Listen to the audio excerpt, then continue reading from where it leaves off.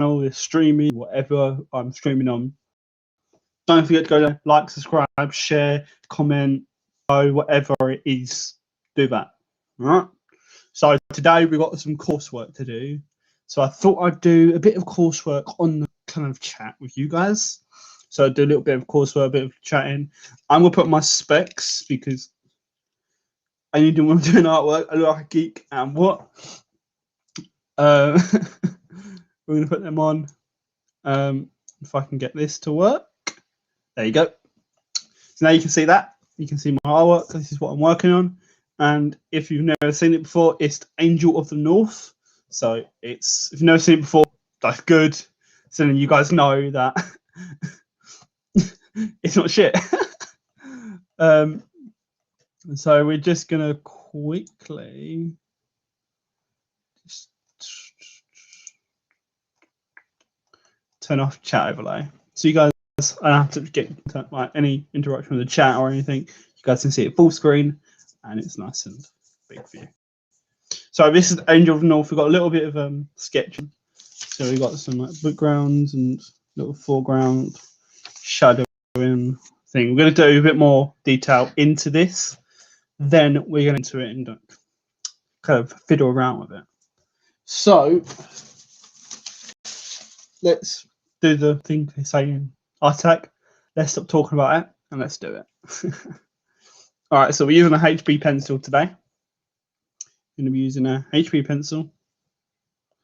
You want to make sure, I always do this, you always want to make sure you sharpen your pencil really sharp. So when you're drawing it, you want to draw lightly, but with a point, so you have a fine line. I like to have it like not too sharp, but not too thin either.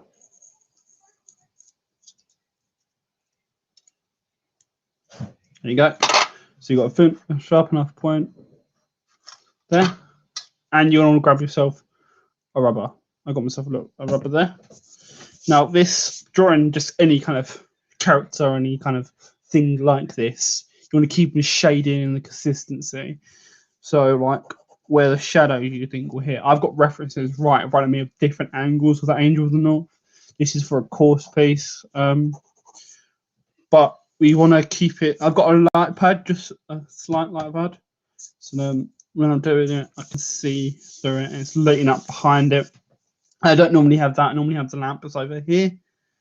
But I've decided today that we will use this because, yeah, I decided that we wouldn't use that lamp to light it. We light it from behind, as you can see in here. So I thought we'd just do it today. Oh, we got my anniversary, I think like 3 years, 4 years coming up of this channel. So I think we might do a big video for that of my YouTube channel. So I might stream that on YouTube. So don't forget to go and watch that when it comes up. I think it's April time. So you've got a while, but I need to start planning it. Now drawing anything like this is like, it's not my comfort zone. I'm drawing something like this because it's different, but I'm drawing it in the most realistic way I can with a hint of my style as well. The thing is, when you're drawing something, anything remotely like a thing that's realistic, you've got to stay in the parameters of the realism of the piece. So if none of you've ever seen this, then you will never know. You will not understand where this is from or what it is. It's a statue by Elon Schill. No. Who's it by? Let me check 1 second for you guys. Let me check who it's by.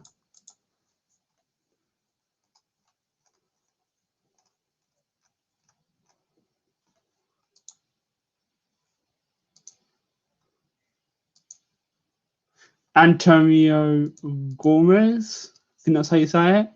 Antonio Gormley.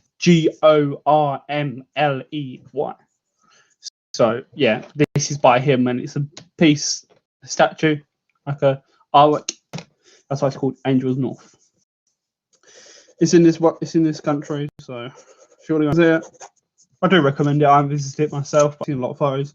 Love to go visit it one day. I'm not a big fan of this kind of stuff, but this is coursework, so I thought I'd kind of bring you guys along with my process and kind of give you guys like a lesson, my learning, why I learn. I can tell you what I'm doing, and you guys can learn with me. So I have a lot of mistakes on these lives. So that's the best thing about these lives is that I make a mistake, I learn from it, I can redraw it. I can show you my final piece after we've done this. Now, I did a final piece for my college course, and it took me 8 times to retry and redraw it because I keep messing up. And the lesson I learned that day was don't succeed, try again. And if I've drawn it once, I can draw it again. And that's like the best thing I've ever learned, is that if I make a mistake, I know I can redo it. I know I've done it once, so what's stopping me from doing it again? And it would be better on the second time round. And my dad taught me that. My dad's the best person to. I talked to him all about all this kind of stuff. It's really helpful. But anyway, off that subject, we're just going over the lines, make sure they're thick enough, make sure they're consistent. But we don't want to make it look too sketchy. So this is where we start to rub out our lines well, make sure it looks more realistic. Now, drawing anything like this, you're going to need a best way to put it is like a light and a dark. So my sun's behind it, so the shade, the dark bit would be the light bit. That would be light. That would be the light. Just a bit and a bit on the shoulder. The rest would be dark because the sun's behind it. Now, if someone's in front of it, that's where the shadows would change and the shadows are light. The same as that bit's wrong. And that's where we've got a mistake, is the shadow underneath. That's wrong. The shadow would be, if we get a pencil, our shadow would be in front. Just because if you look anything, if the light behind it, the shadow will be in front.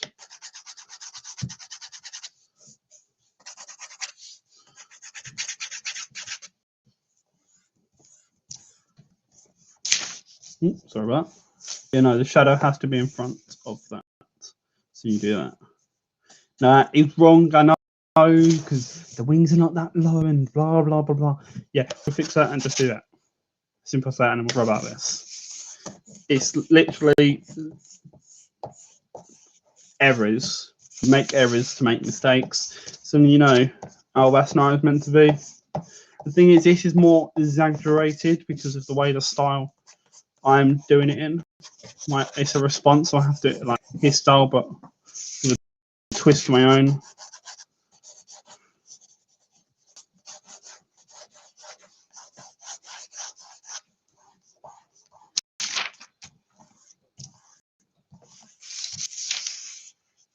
So that's kind of like how it's meant to look, and then we've got the shadowing will be here, and then we want to make sure that it looks more lighter in the front, and then here's more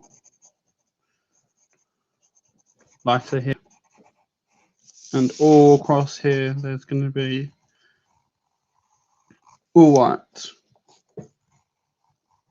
That's where the light's hitting. You want that to be the best part of it. Where the light's hitting is where the colours work as such. So then we'll do that throughout the whole of the piece. Now the clouds as well. So there won't be as much light from this because it's facing that, and then this. As well as on the top, that will be light as well. The light is coming from that way.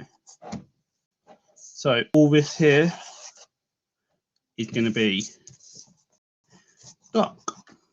So that's kind of explanatory. I do a quick sketch of it.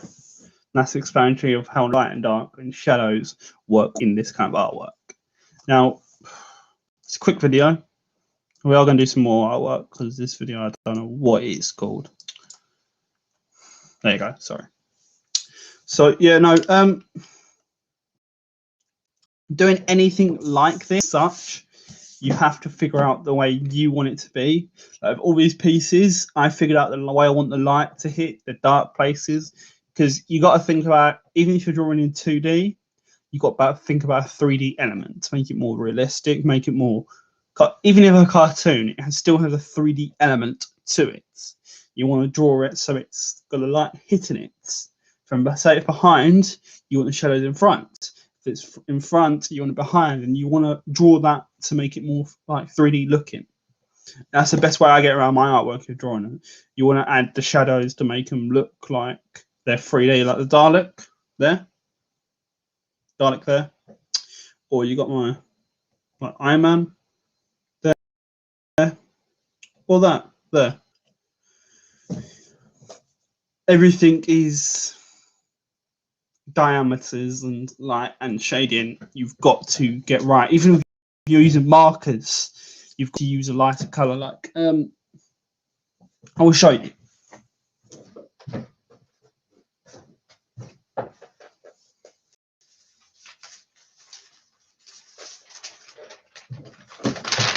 All right, this is my college final piece, and you can see where I have the light hitting and where the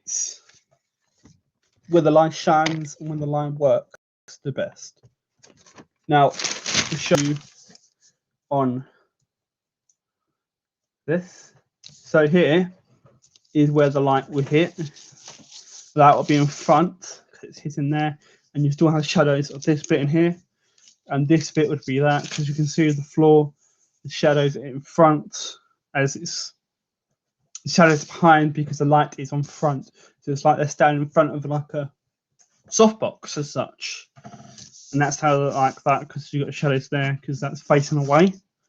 That's how it kind of works with this kind of piece, and that's where you've got like kind of like think of a 3D element. You got like a picture in that kind of way. Now, I hope you understood that, and me just not blabbering on. But that's the piece I did today.